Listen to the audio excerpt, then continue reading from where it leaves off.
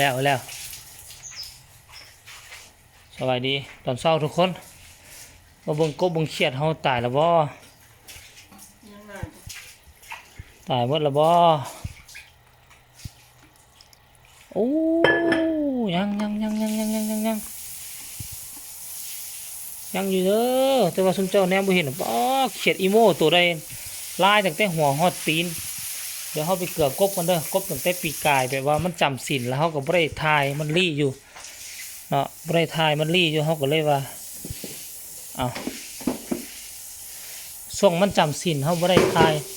มันลี่อยู่เฮาก็บ่สนใจมันเฮาไปเกลือกบแล้วเฮาก็สิพาทุกคนไปเก็บไข่ไก่มาไว้กินเลยเพราะว่าไข่ไก่เฮากับไข่ทิ่มอยู่พื้นนั่นเด้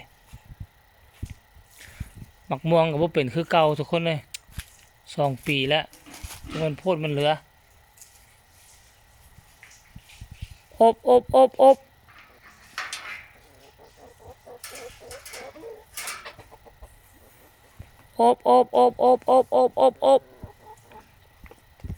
อ้สิได้ล่างก่อนหลายเดือนแล้วบ่ได้ล่างอบออกฤดูหนาวปุ๊บมันก็ออกมาได้คนนี่กินแล้ววันเนี้ย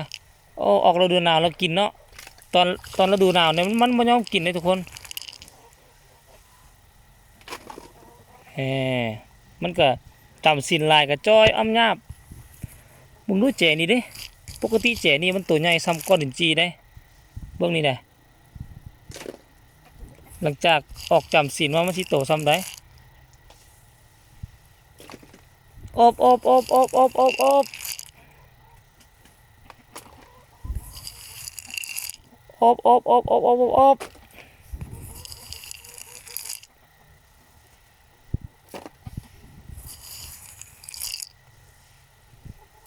ห็นไหมรีอยู่แถวนี้นะเห็นบ่ตัวใหญ่ๆนะนี่เห็นบ่นี่ทุกคนยังอยู่ไปแล้วซุ้มนี่กะลี่อยู่นี่แหละ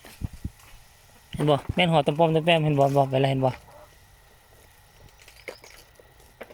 นี่มักกะลายเห็นบ่โอ้ไปกินข้าวไหม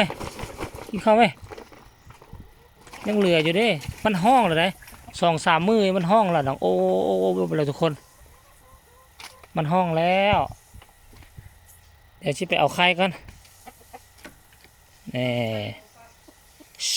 บ่ตัวฟักกับฟักตัวไข่ไหมกับไข่ไหมเนาะนี่ไข่นะเห็นป่ะนี่ไข่ตัวนี้เนี่ยอะไรมันไข่นะมันไม่ได้ไข่ใส่ห่อเลยไม่ได้ไข่ใส่หังเขาก็มากินซะแล้วแต่ว่าตัวนี้ยังฟักอยู่นี่อยู่10 กว่าหน่วยเนาะตัวนี้เนาะ10 กว่าหน่วยอันนี้โมเกี่ยวกันอันนี้ของแม่นี่ตั้งห้าเขาเก็บไว้กิน2-3 หน่วยแล้วจะออกมาเดี๋ยวเข้ามาเกลือก่อนทุกคนนี่แหละคันเขาเก็บกินแล้วนี่มันกับไข่ติ๊กได้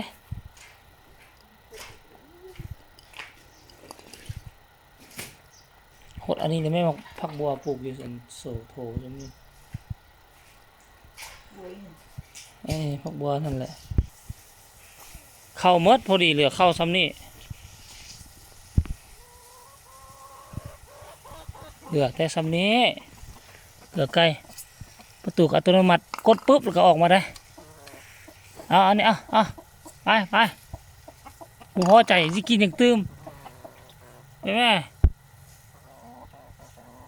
จีออกมาอย่างมาที่ต้อยหัวนะไปเข้าใน